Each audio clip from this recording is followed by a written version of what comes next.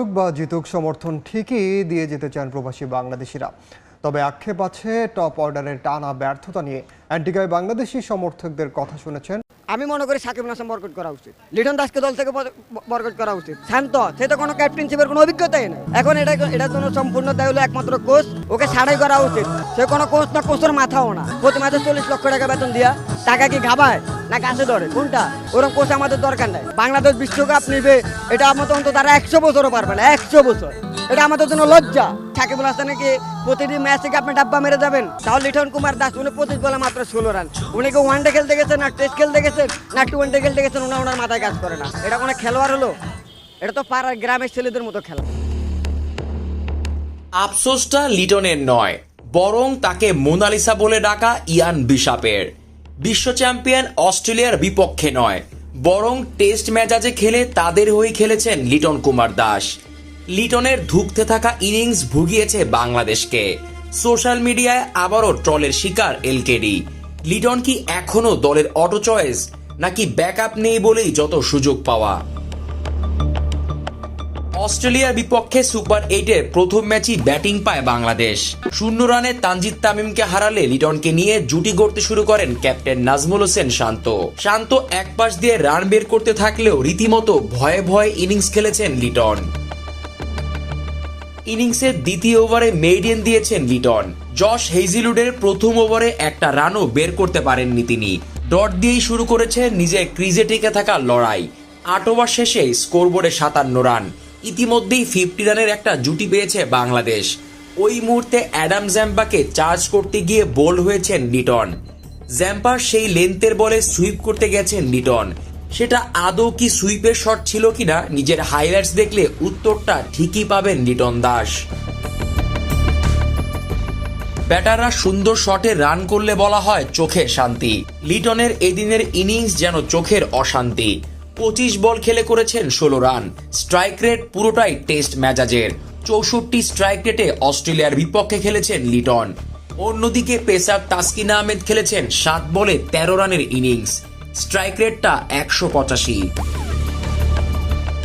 শুধুই এই এক ম্যাচ নয়, টুর্নামেন্ট জুড়েই লিটনের স্ট্রাইক রেট ছিল ভয়াবহ। বিশ্বকাপে 5 ম্যাচে 72 রান করেছেন লিটন কুমার। লিটুর 5 ইনিংসের রান যথাক্রমে 36, 9, 1, 10 ও 16। যেই 72 রান এসেছে লিটনের ব্যাট থেকে, সেই রান নিতে তিনি বল খেলেছেন 90টা। ব্যাটিং স্ট্রাইক রেট পাক্কা 80। এদিকে লিটনের ওয়ানডে স্ট্রাইক রেটও এর চেয়ে বেশি। 50 ওভার ফরম্যাটে লিটনের স্ট্রাইক রেট 86। অথচ এবারে টি-20 বিশ্বকাপে এলকেডির স্ট্রাইক রেট তার চেয়েও কম। লিটনের অফ ফর্মের গল্প অবশ্য নতুন না। শেষ 10 ইনিংসে নেই কোনো 50। ঘরের মাঠে শ্রীলঙ্কা সিরিজ থেকে শুরু, এরপর জিম্বাবুয়ে সিরিজ ও আমেরিকা সিরিজেও ব্যর্থ ছিলেন লিটন দাস। এই ব্যাটারের শেষ 50 এসেছিল আরও 17 ইনিংস আগে। বিশ্বকাপের সুপার 8-এর বাকি 2 ম্যাচেও কি লিটুকেই টানবে দল? এখনো কি তিনি অটো চয়েস, নাকি ব্যাকআপ নেই বলেই বারবার সুযোগ পান তিনি? প্রশ্নের উত্তর জানতে চায় এদেশের ভক্তরাই। মাইটি অজিতের পেয়ে অবশেষে ব্যাটের রানের দেখা পেলেন শান্ত।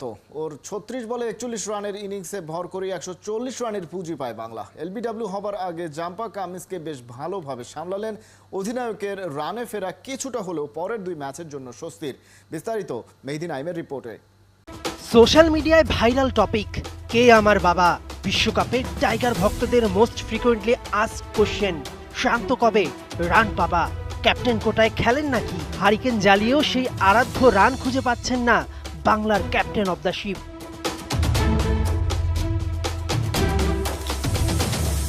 বড় তারকারা ফিরে আসেন বড় ম্যাচে, শান্তও যেন তাই। খেলাযোগকে জানিয়েছিলেন সুযোগ পেলে মিচেল স্টার্ককে পেটাতে চান। কারে বেশি পিটাইতে চান এক ওভারে? মিচেল স্টার্ক, যদি ওকে পিটাইতে পারি ভালো লাগবে। বিশ্বকাপে এই প্রথম অস্ট্রেলিয়ার বিপক্ষে খেলতে নেমে সেই কথা কিছুটা হলেও রাখলেন। স্টার্ককে 6 না হোক, ম্যাচের মোমেন্টাম অনুযায়ী মারলেন অন্তত একটা 4।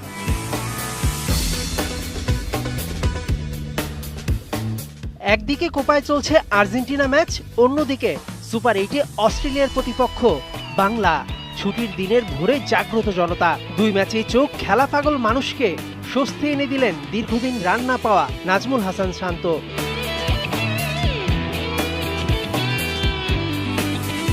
অ্যাডাম জাম্পাকে তো মাঝে উড়িয়ে নয়, গড়িয়েই বাউন্ডারি মেরে বল হারিয়ে ফেললেন শান্ত।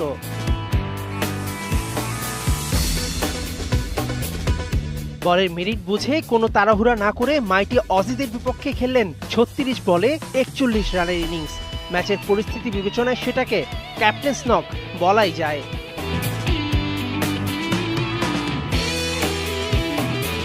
জাম্পার বলে এলবিডব্লিউ হলে থামে রাজশাহী এক্সপ্রেস, যদিও ক্যাপ্টেনের রানে ফেরা স্বস্তির বাংলাদেশ টিমের জন্য। 2017 চ্যাম্পিয়ন্স ট্রফি আইসিসি ইভেন্টে বাংলাদেশের সর্বোচ্চ সাফল্য এই দুই আসরেই, যেখানে আশীর্বাদ ছিল বৃষ্টির। এই দুই ইভেন্টেই অস্ট্রেলিয়ার বিপক্ষে 1 পয়েন্ট পেয়ে নকআউট পর্বে যায় দল। অ্যান্টিগায় দফায় দফায় বৃষ্টি আসলেও এবার আর ভাগ্য পক্ষে পেল না বাংলাদেশ। এক পেশে ম্যাচে বৃষ্টি আইনে জয় তুলে নিজেদের শক্তির জানান দিল মাইটি অস্ট্রেলিয়া। দেশ বদলায়, ভেন্যু বদলায়, শুধু বদলায় না বাংলাদেশের ওপেনিংয়ের চিত্র। আরও একবার প্রথম ওভারে ভাঙে উদ্বোধনী জুটি মিচেল স্টার্কের আঘাত, আর এই উইকেট নিয়েই তিনি নাম লিখান ইতিহাসের পাতায়। আইসিসির 2 ফরম্যাটের বিশ্বকাপে এখন সর্বোচ্চ 95 উইকেটের মালিক এই গতি তারকা। প্রথম ওভারে উইকেট হারিয়ে সাবধানী বাংলাদেশ। লিটন ধুঁকছিলেন শুরু থেকেই, নিজের 10ম বলে খোলেন রানের খাতা। অন্য প্রান্তে অধিনায়ক শান্ত রান পেলেও খেলতে পারেননি টি-20 মেজাজে। ব্যাটিং সহায়ক উইকেটেও ধুঁকতে থাকে ব্যাটসম্যানরা। 10 ওভারে স্কোরবোর্ডে মাত্র 67 রান, লিটন 25 বলে করেন মাত্র 16। শান্ত থামেন 41 রানে। সাকিব মাহমুদুল্লাহরা এদিন খোলস ছেড়ে বের হতে পারেননি, যা রান করার একাই করেছেন তাওহিদ হৃদয়। ভিভিয়ান রিচার্ড স্টেডিয়ামে বাংলাদেশের একমাত্র ব্যাটসম্যান হিসেবে খেলেছেন আগ্রাসীভাবে। 2টি করে 4 ছক্কায় করেন 40 রান। শেষ দিকে প্যাট কামিন্সের হ্যাট্রিকে শেষ পর্যন্ত বাংলাদেশ স্কোরবোর্ডে তোলে মাত্র 140। অ্যান্টিকার উইকেটে যে রান ডিফেন্ড করতে হলে বোলারদের করতে হতো অলৌকিক কিছু। নিজের প্রথম ওভারেই তানজিম সাকিব ব্রেক থ্রুর সুযোগ এনে দিলেও ওয়ার্নারের সেই ক্যাচ ধরতে পারেননি তাওহিদ হৃদয়। বিশ্বকাপের আগের 4 ম্যাচে প্রতিপক্ষকে নাকানি চুবানি খাওয়ানো বাংলাদেশের পেসারদের এদিন সাধারণ মানে নামিয়ে আনেন 2 অজি ওপেনার ট্র্যাভিস হেড ও ডেভিড ওয়ার্নার। 2 অজির পাওয়ার হিটিংয়ের সামনে অসহায় বাংলাদেশ বোলাররা। পাওয়ার প্লেতে 59 রান তোলে অস্ট্রেলিয়া। বৃষ্টি বাধায় কিছুটা ছেদ পড়ে তাদের মনসংযোগে, আর সেই সুযোগেই 4 রানের ব্যবধানে 2 উইকেট তুলে নেন রিশাদ। যদিও সেটা খুব একটা কাজে দেয়নি। একবার জীবন পাওয়া ওয়ার্নার তুলে নেন 50। মাঠে নেমেই 4 ছক্কার ঝড় তোলেন গ্লেন ম্যাক্সওয়েল। বৃষ্টিতে সে ঝড় থামলেও বাংলাদেশ এড়াতে পারেনি হার। বৃষ্টি আইনে জয় দিয়ে সুপার হিট। সবাই অতীতে বিভিন্ন সময় বিভিন্ন জায়গায় করে দেখিয়েছে, বাট কেন হচ্ছে না এই প্রশ্নের উত্তর আমার কাছেও নাই। কি বলছে বুঝি নাই। ক্যাপ্টেন, আসলে বাংলাদেশের ব্যাটিংটা তো মানে আপনি আজকে রান করেছেন, তারপরে হৃদয় আসলে রানের মধ্যেই আছে, কিন্তু লিটন দাসের ব্যাটিংটা কি আসলে আপনাদের গাইডলাইনটা কি এরকমই ছিল, একটু নেতিবাচক ব্যাটিং করা? মানে সেটাও তো খুব ফ্রুটফুল হতে দেখলাম না আসলে। কত আপনি বলছেন 160-70 করার কথা, মানে সেটা করার জন্য আসলে ইনিংসে কি কি ব্রেক করার দরকার ছিল, কোনটা এক্সিকিউট করতে পারেন এটা যদি একটু বলতে পারেন। না, আমার মনে হয় পরিকল্পনাটা আমাদের শুরুর দিকে একটু দেখে খেলারই পরিকল্পনা ছিল, কারণ আমরা আগের ম্যাচগুলোতে ওইভাবে ভালো স্টার্ট পাচ্ছিলাম না। সো আজকে 6 ওভারটা আমরা কিভাবে উইকেট হাতে নিয়ে শেষ করতে পারি, এটা একটা প্ল্যান ছিল, যেটা আমার মনে হয় আমাদের যে পরিকল্পনা ছিল ওই অনুযায়ী আমরা শেষ করতে পেরেছি। আর একটু বেটার হতে পারতো, বাট আমরা খুশি ছিলাম। আমার কাছে যেটা মনে হয় যে আমার উইকেটটা যে সময় আমি আউটটা হয়েছে ওই সময় যদি আউটটা না হয় আমি আর একটু খেলাটা 17-18 ওভার পর্যন্ত নিয়ে যেতে পারতাম, তাহলে হয়তো 160-70-এর কাছাকাছি যেতে পারতো। সাথে এটাও বলবো যে শুরুর দিকে উইকেটটা একটু স্লো ছিল, খুব যে একদম বলটা ব্যাটে আসছিল তা না, বাট আমি যেটা বললাম যে সেট ব্যাটসম্যান থাকাটা খুব জরুরি ছিল। আচ্ছা শান্ত, এবারের টি-20 বিশ্বকাপে যে বাংলাদেশ 3টা জিতছে, সোফার এটা বেস্ট রেজাল্ট একটা আসলে টি-20-তে। তো আমাদের তো সুপার 8 রাউন্ডে আসলে প্রেশার ছিল না কোনো। তো আমাদের মনে হচ্ছে কেন যে আমরা ব্যাটিংয়ে স্ট্রাগল করছি, একটু প্রেশার, মেন্টালি প্রেশার নিচ্ছি, এটা কি মনে হয় আপনার? আমাদের ফ্রি খেলা উচিত ছিল, বা এরকম খেলতে পারছি না কেন? না, এটা তো আসলে কেন পারছি না এটা তো বলা মুশকিল, কারণ সবার তো আমার কাছে যেটা মনে হয় যে সবার ওই ক্যাপাবিলিটি আছে। সবাই অতীতে বিভিন্ন সময় বিভিন্ন জায়গায় করে দেখিয়েছে, বাট কেন হচ্ছে না এই প্রশ্নের উত্তর আমার কাছেও নাই। বাট সবাইকে ওই ফ্রিডমটাও দেওয়া আছে যে যার যেই ন্যাচারাল গেমটা ওভাবেই খেলার চেষ্টা করবে, বাট সামহাও হচ্ছে না।